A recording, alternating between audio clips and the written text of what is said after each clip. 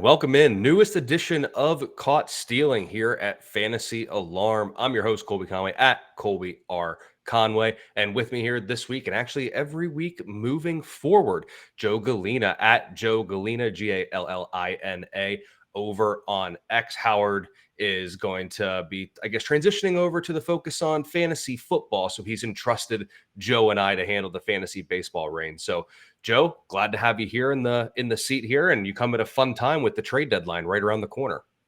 Yeah, glad to be here. Hope Howard is doing well with his move, right? He's up in Alaska, right? And but yeah, it is a fun time to talk about fantasy baseball. You know, we were talking just a couple of minutes ago where so many people are switching their focus to fantasy football. Well, as a fantasy baseball player, this is your time to shine because a lot of people just taking their foot off the pedal, and this is your time to work the waiver wire and win your league.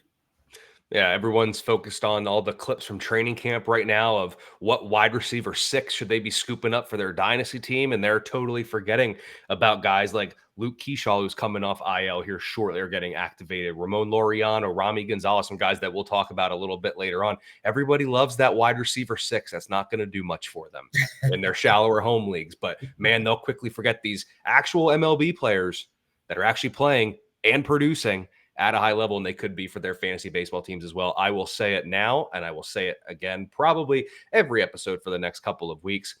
You spent so much time in the winter months preparing for fantasy baseball. You did the grueling 20-plus round draft of your league. Do not forget about your fantasy baseball teams at this point. I will say it again. I'll say it till I'm blue in the face, but just wanted to throw that out there. So we obviously didn't do an episode over the All-Star break. So, Joe, I have to ask, Jacob Misarowski, the young phenom, got the All-Star nod after, I believe it was the number of starts that you can still count on one hand, if I'm not mistaken. So did you have any particular feeling about Misarowski getting into the All-Star game, or what kind of sentiments did you have on the young hurler?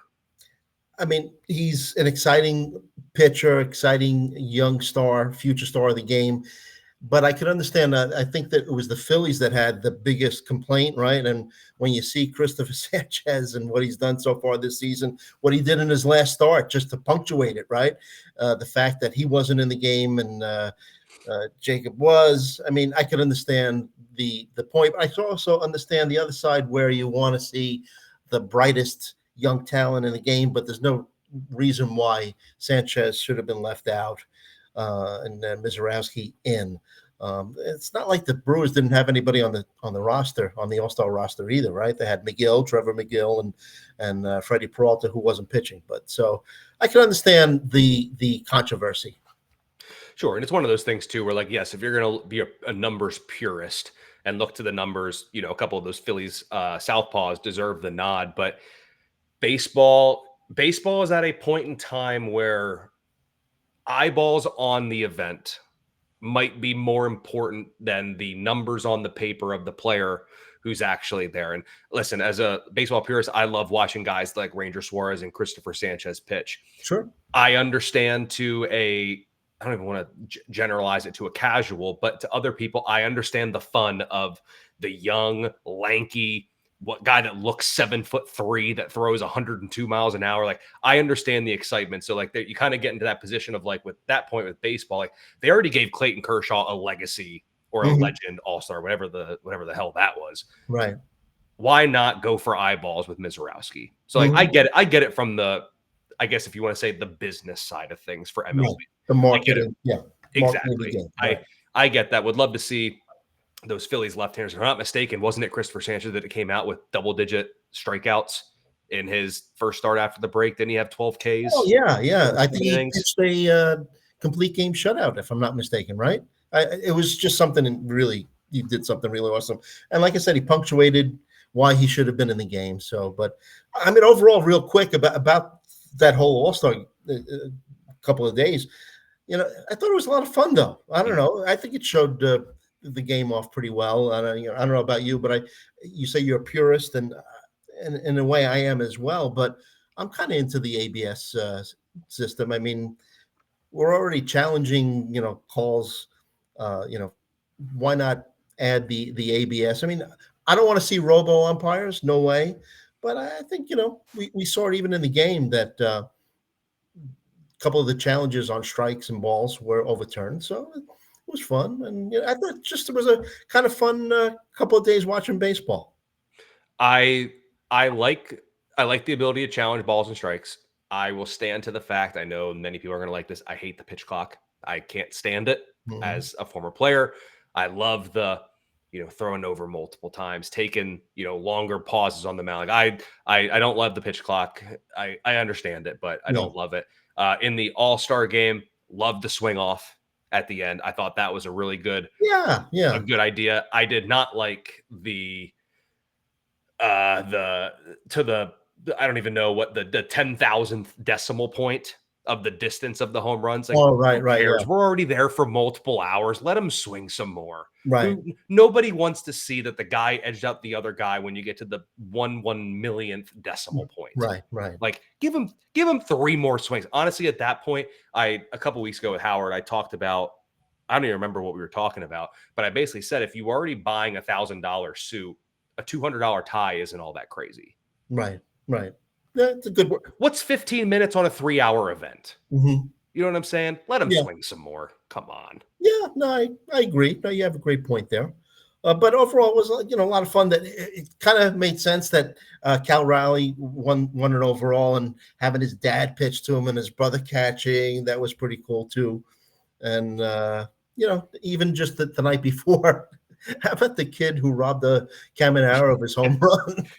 Sign that guy up, right? I would rather that be the highlight than one of those kids taking a line drive or fly ball to the noggin. Right. So I will be happy that is what happened and not anything of a worse scenario. But the All-Star break was fun. It's good to come out of it. Honestly, even as a fantasy baseball manager, it was nice to have a couple of days to not really look at my team for a little bit and gear up for the second half, if you will. But the next basically big event that we're looking for in baseball is going to be the MLB trade deadline. And it's really funny. Howard and I talked about coming into the year. It's like, man, we can't wait for guys like Sandy Alcantara, Luis Robert to be moved just for them to suck for the majority of the first half. But if I'm not mistaken, Luis Robert, I think he's on like a 9-game hitting streak.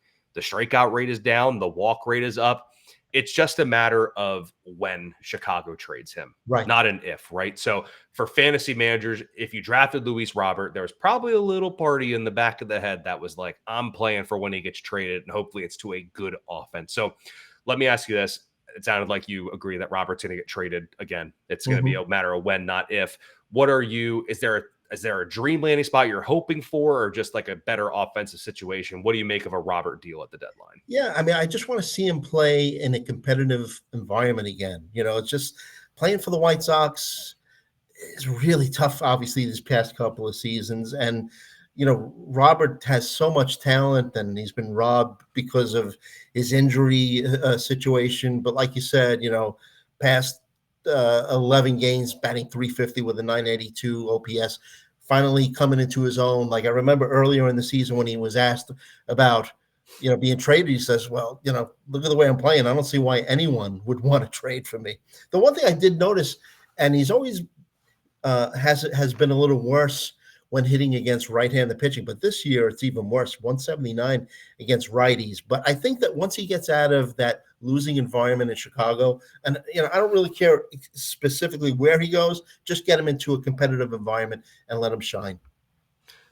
Playing meaningful baseball will do a lot of wonders for, baseball is kind of this is not great analysis at all. So hashtag analysis, but baseball is a vibes sport.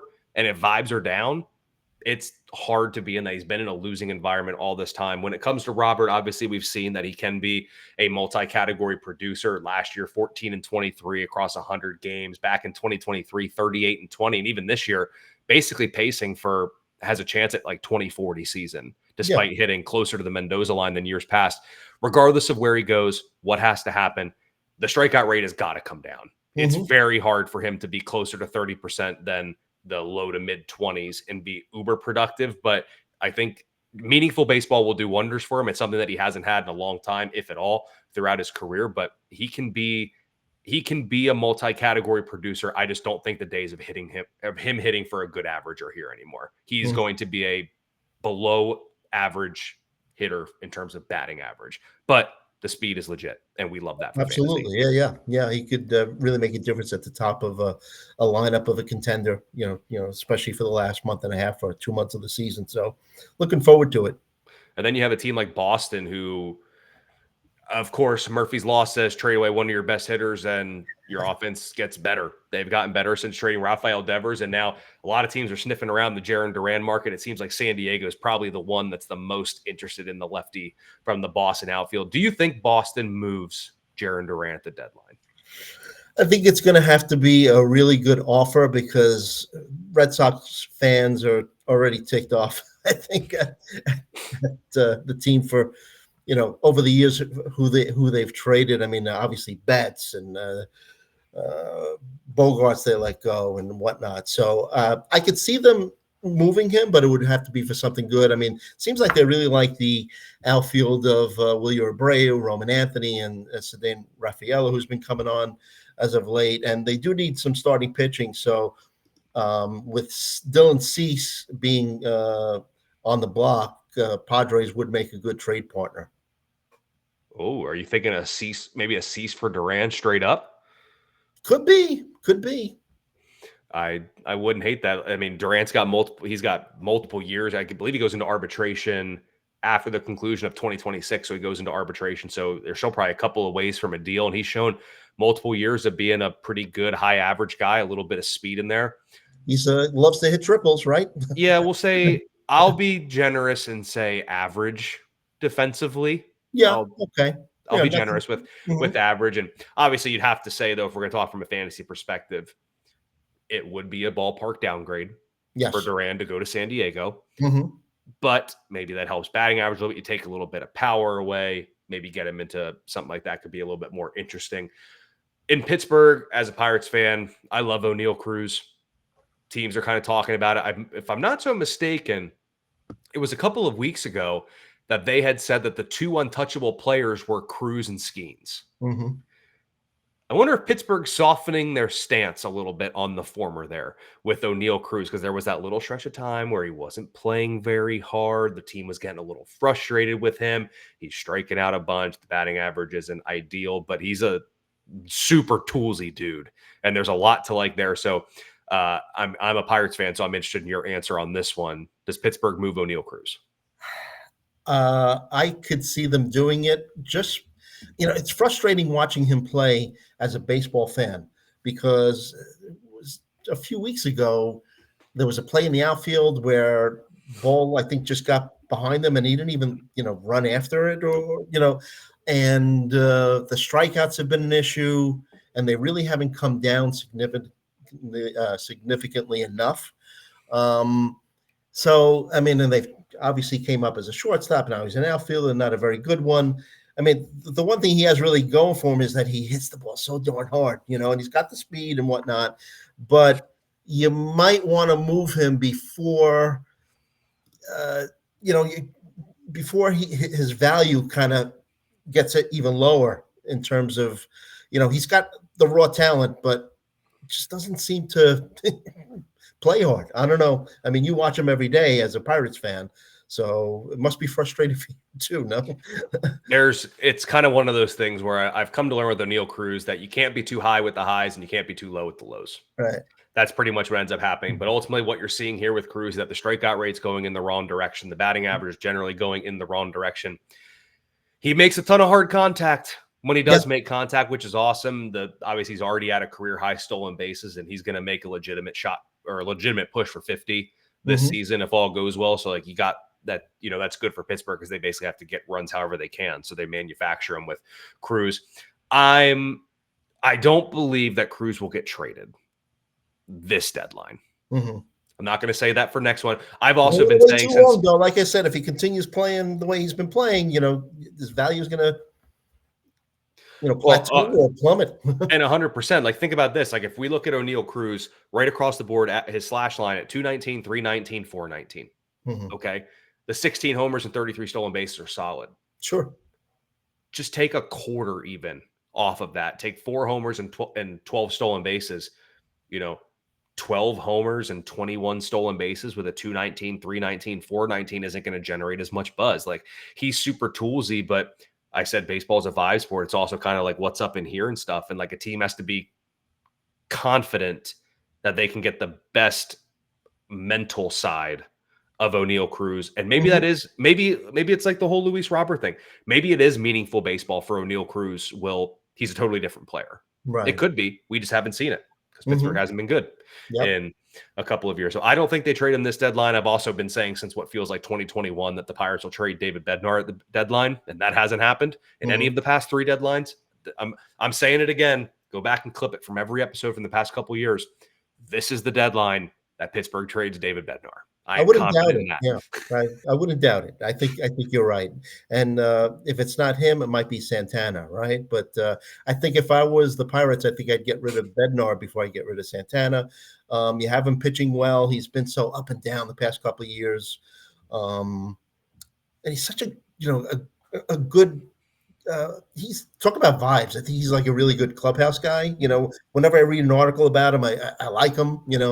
And when he's going good, he's going really good. But just what he was in the minor leagues this year, right? And even last year as well. So it's been very, very up and down.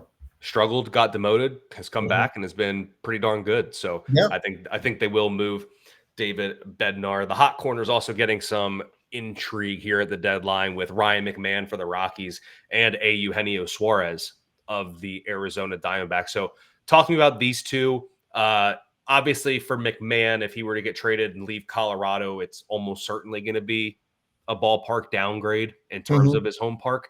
But talk about these two guys. Obviously the power with Suarez is legit, but what could kind of be in store for a move for these two? Well, I mean, and I even wrote it in our rundown. I mean, I don't know what the buzz is about McMahon. I mean, he plays in a great ballpark for hitting, and his average isn't very good. We talked about Cruz's strikeout problems, and he's got a strikeout rate, close to 30%. I mean, the defense is there, so that's what you got going from. And who always is the team this year that's been looking for a third baseman is my team, the Yankees. So. I mean, he's not somebody I'd want to see there. I mean, Suarez, they talk about his defense, but he made that great play. I don't know if you saw his play in the All-Star game. So, and he's been always had a problem with the batting average, but this year it's been decent. It's been 240s, 250s, a lot of power. I mean, he's making it easy for the Diamondbacks to trade him. He had those 2 back-to-back 2 home run games. So, I think that obviously Suarez is going to be the bigger draw. You mentioned the Yankees, so it lets me tie into this one. Is the Yankees trading for a third baseman one of the most sure things at the deadline? Brian Cashman, the GM, is definitely in the market for one. So I mean, they talked about his name escapes me. The third baseman from the Cardinals who has that no trade. Arenado. Right. I couldn't think of his name. Nolan Arenado. But, he hasn't had a very good year either. So maybe they can get him on the cheap. But then you got Arenado, who's kind of on the older side. And you got Goldschmidt on the older side. 2 older guys on the corners. I don't know. But running it back there. But this year, third base spot for the Yankees, I'm looking at it here. 24.1% strikeout rate, a 214, 292, 354 slash with a 287 WOBA. Been terrible. Yeah. Yep. Has not been good there. And, we talked about the Diamondbacks likely trading Suarez, enjoying the hot streak that he has here. They also made a trade. We can move away from all these hypothetical deals that we're talking about now, because before we started recording, as we're recording on Thursday night, the Mariners did acquire Josh Naylor from the Diamondbacks. So we did see that they were kind of talking about Arizona moving off their corner guys, and looking here, Seattle first baseman for the year, 6th highest strikeout rate of 25.1% with a 233, 298, 412 slash line. So Josh Naylor heads out to Seattle, a notoriously pitcher-friendly park. But let's be honest, Seattle had to add some sort of bat to that lineup if they're going to make any noise, because you cannot go into a postseason with the thought of, hey, we're going to try to win every game 2-1. That's not going to work. You got to score some runs. So what do you think about this move for Seattle?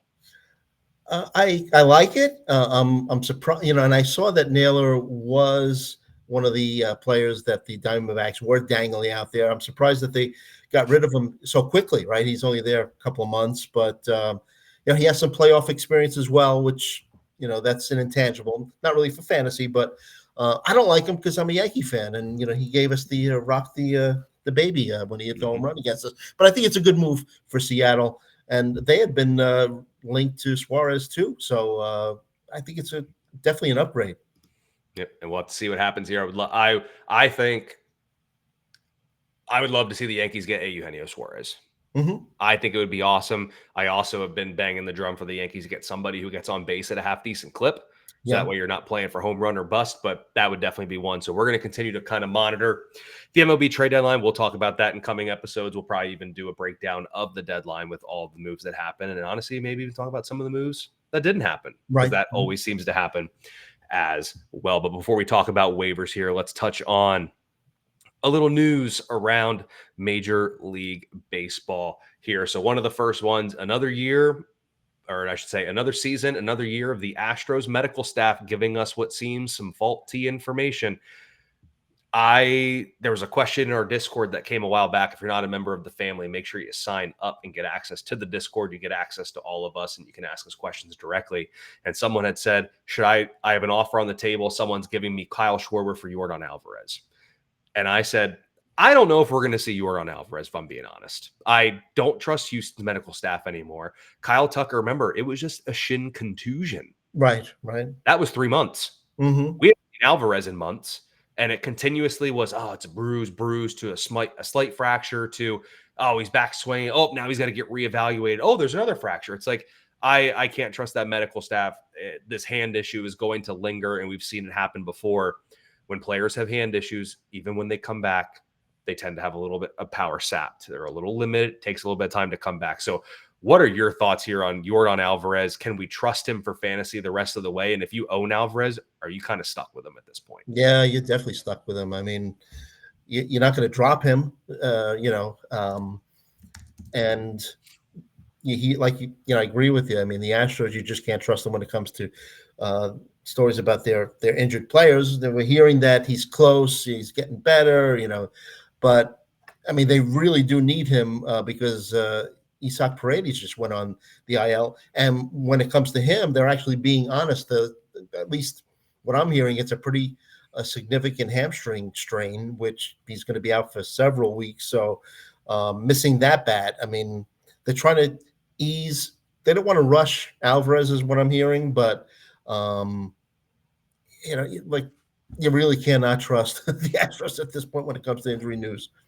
It's so funny you say they don't want to rush Alvarez, and I totally get it, but I just want to pull this up quick. His last game played was May 2nd. Mm-hmm. July 24th. Right. That's recording this. Probably July 25th as you all are listening to this. And yes, it just seems like it's a hand contusion. He's going to be okay. Here we go. He's progressing. Oh, there's an actual fracture. He's going to miss next couple weeks. Mm-hmm. He's trending well. Actually, we missed something here, a little bit of a setback. So, and then again, I just was looking over here, and it's like he's trending in the right direction. And I'm that's the last time I've heard this before. Yes. I can't trust them, and that's why I pitched it up to you because you're exactly right. No one in your league is going to want to trade for him because no one else trusts him. If you do trade him, it's going to be pennies on the dollar. You're stuck with him. I hate to say it. You're stuck with Yordan Alvarez. He's going to take an IL spot for the time being. And you just have to hope if he does come back at all that the power is not limited in any way with his injury there. We also have for the Rays, a little AL East foe of yours there with Shane McClanahan. The reports of this one were just as wild. He threw only, I think it was just under 30 pitches in the last rehab outing, threw the bullpen the next day, and they were like, yeah, nothing's wrong, but it's not great. It's like, what the hell does that mean?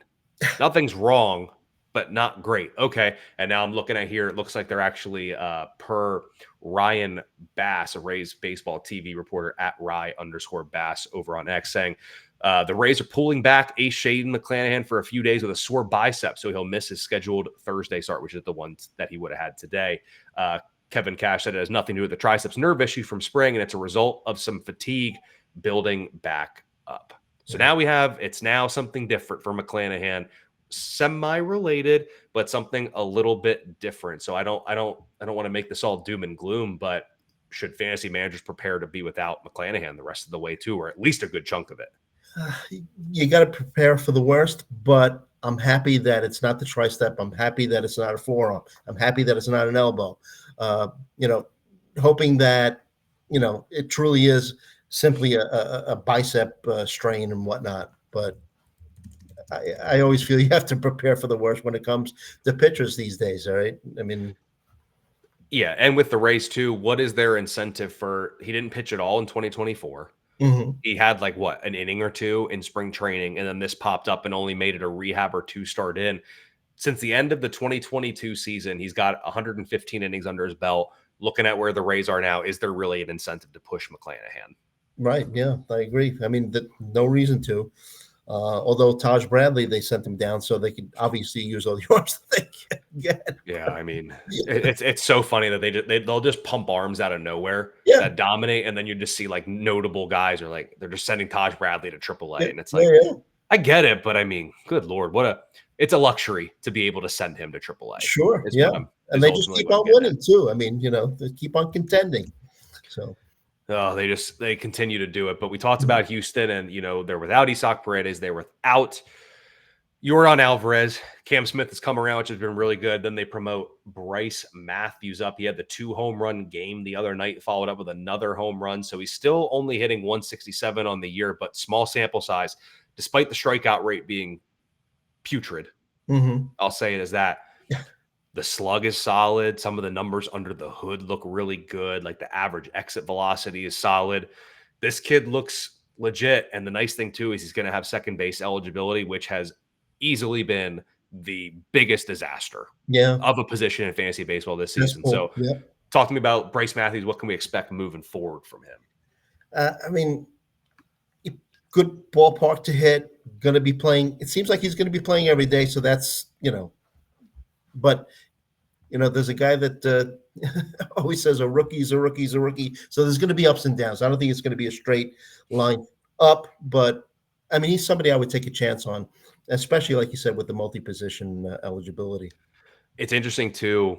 You look at 2024 across 3 different minor league levels there, 32 stolen bases in 79 games. This year at AAA, 25 stolen bases in 73 games. He hasn't even tried a stolen base yet. Again, forgive me, the guy's got a 259 OBP through 7 games. There's only a handful of times to get on, but a lot of people were kind of hoping for some speed for this guy. Haven't quite seen it yet, but I mean, they're probably not too upset with 3 home runs across 29 plate appearances. So we'd like to see some speed from him moving forward. We'll have to see if that comes into play there, but I like Bryce Matthews a lot. So especially having second base eligibility, I certainly love that. So let's go ahead and wrap it up here, Joe, with some waiver wire additions. If guys are looking to improve their fantasy baseball team, some guys that are out there on the waiver wire, who are some guys that you're kind of keeping an eye out in leagues to bolster your offense? Well, you remember Ramon Loriano? Well, he's back. He's playing every day for the Braves. Between this season and last season, his last 141 games, 23 home runs, 9 stolen bases, a good batting average. That's basically what he was doing when he was at his peak. So if he's on your waiver wire, you're playing a 5 outfielder league, even a 3 outfielder league, if it's a deep enough league, I would consider adding him. Romy Gonzalez from the Red Sox, first base, second base, eligible, cooled off a little bit the past week, but when you look at his numbers over his last 16 games, 304 batting average, 995 OPS, 16 RBI in those 16 games. And Mason Winn, who had a nice rookie season last year, but kind of got off to a slow start this season, but in his last 22 games, 303 batting average, 697 OPS. Basically, guy that could give you like 15 homer, 15 steal kind of pace in the middle infield spot as a shortstop. So I like him. And not on the waiver wire, Colby, but if you are looking to play for help at catcher, and I think he's still eligible at first base, Salvador Perez. I mean, if you look at what he's done lately, 9 home runs in his first 80 games. And now he has 9 home runs in his last 18 games. So in his last 18 games, also has 19 RBI and a 368 batting average. So he really got off to a slow start.